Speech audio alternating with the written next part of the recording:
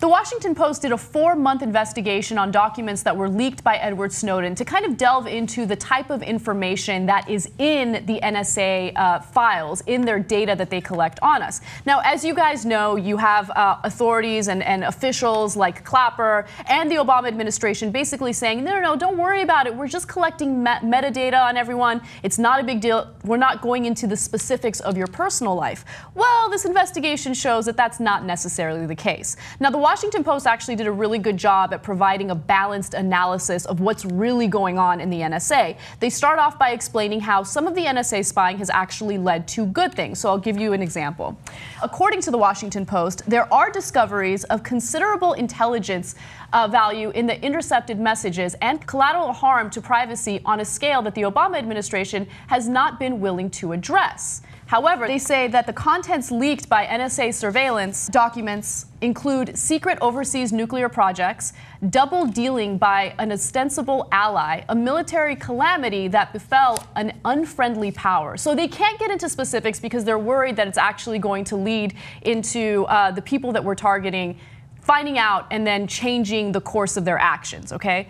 But nonetheless, they start talking about completely innocent Americans and how their privacy has been violated and how their identities have not been taken out of these documents. Therefore, anyone who works for these private contractors can basically figure out who these people are, what they're up to, and whatever salacious events are happening in their personal lives. I'll give you examples. So 9 of 10 account holders found in a large cache of intercepted conversations, which former NSA contractor Edward Snowden provided in full to the Post, were not the intended surveillance targets, but were caught in a net the agency had cast for somebody else. Many other files described as useless by the analysts, but nonetheless retained, have a startlingly intimate, even voyeuristic quality. They tell stories of love and heartbreak, illicit sexual liaisons, mental health crises, political and religious conversions, financial anxieties, and disappointed hopes. The daily lives of more than 10,000 account holders who were not targeted are cataloged and recorded nonetheless.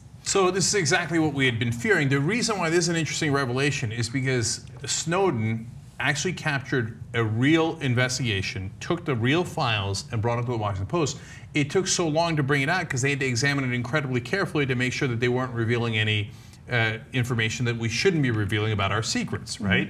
And so meanwhile, the NSA had been saying, oh, Snowden didn't have access to that kind of information, ha ha ha. And it turns out, of course, as usual, the NSA was lying. Snowden did have access to that information. They knew he had access to that information, and it's now revealed. And what's interesting about it is when you look at an actual case, number one, they say, look, some of the information did have intelligence value.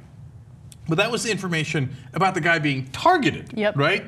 Everything else was overly broad, and the great majority of the stuff was not about him, but was about innocent Americans, 9 out of 10, right? And then they wound up eventually affecting over 10,000 account holders, as Anna just read. And what do they have? They have exactly as she explained there, a voyeuristic quality. And they have all these data on people and their illicit sexual liaisons. They comment on them in emails back and forth.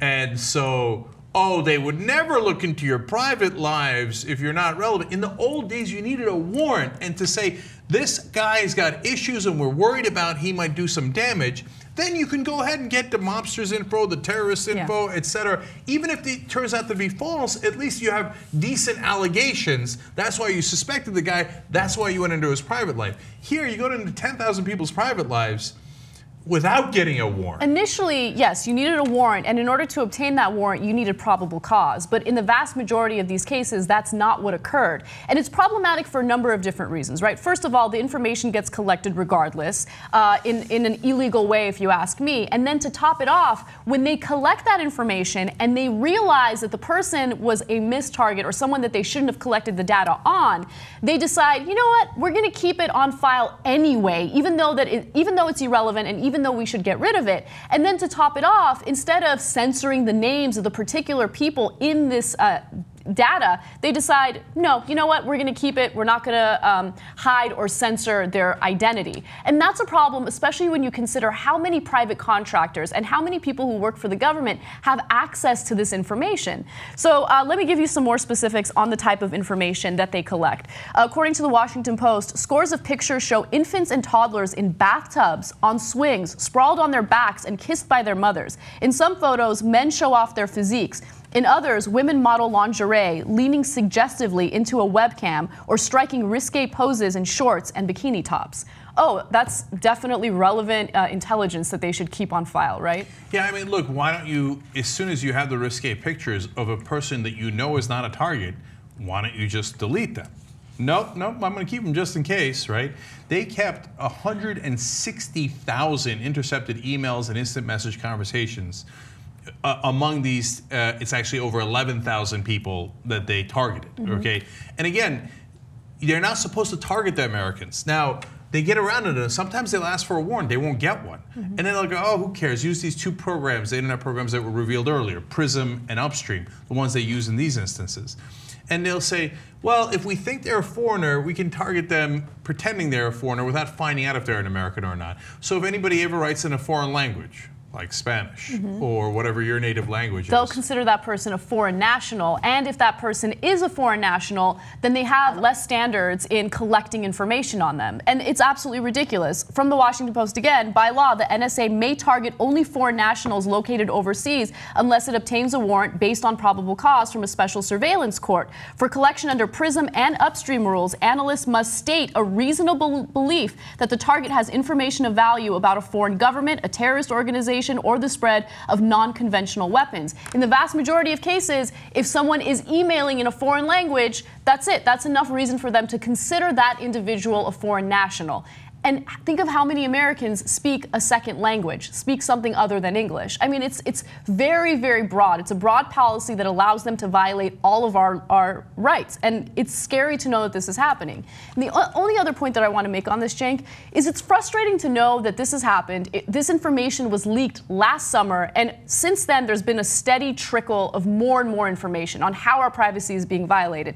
And yet, whenever it comes to constitutional rights or defending our rights, we have these ridiculous heated conversations about gun laws and how we can't have any common sense gun laws because it violates our Second Amendment. But what about our privacy rights? What about all those people who walk into fast food restaurants with their big assault weapons? Are they worried about their privacy at all? Are they worried that their wives or their girlfriends are being spied on and any salacious naked picture that they send to their loved ones could be sent to the NSA?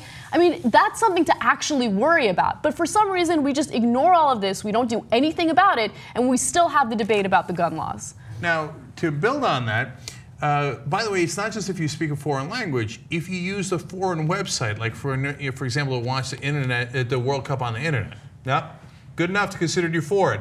I mean, they're obviously cheating. They don't care if you're foreign or not. They want to collect the information. And by the way, the pictures that Anna talked about that they got of all the risque poses, the baby pictures in bathtubs, by the way, every single one of them was determined to be irrelevant. Irrelevant. And they kept them anyway.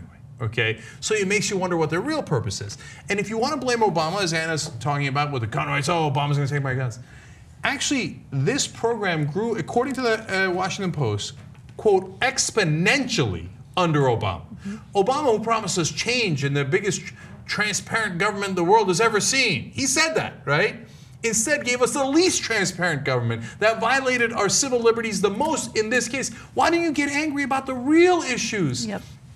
And they said, oh, the transgressions against American citizens were limited. But according to this, if you extrapolate the percentages in this limited study to what happened last year, then they violated the privacy of at least 900,000 Americans last year. They've got your kids in a bathtub. They've got pictures of your wife wearing risque stuff. And you're not mad about that. You're mad about non-existent gun takeaways. There are no gun takeaways. They took away your rights. Get mad about that. Yeah, if you want to be politically active and you want to stir the pot, you want to go against authority, well, all of a sudden the NSA and the Obama administration knows very, very intimate details about your personal life. It could be used as a form of intimidation. In the past, it has been used as a form of intimidation. So you should be worried about your rights being violated in this particular case. Think about it. It's not just trusted government officials. And if you trust government officials, as a conservative, I'm quite surprised at you, okay, that have access to the information. It's private contractors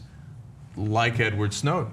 He obviously had access to it, and he turned it over to the Washington Post. All those guys have access to your pictures, okay? And he said you can do a search on anybody. So it's not just random people either, right? If you want, you could target people. Nobody's going to abuse that. You're crazy if you think they're not going to abuse that. Yeah. And then finally, the U.S. did make some efforts to black out names, to redact names. And sometimes they would redact the names of people that were involved, although it was comical at times because they have information on President Obama and they would say, the president-elect shall not be named. Okay, yeah, we know who that guy is. Nailed it. Okay, that was in the pre-Obama years, obviously, as he was transitioning in. But my favorite is they would then block out the most important names, the names of corporations. So if they've accidentally spied on a corporation, now that's serious business, okay? And that's got to be, make sure that you strike that from the record, because those are the people with real rights. The rest of you, we can spy in on your families all we like.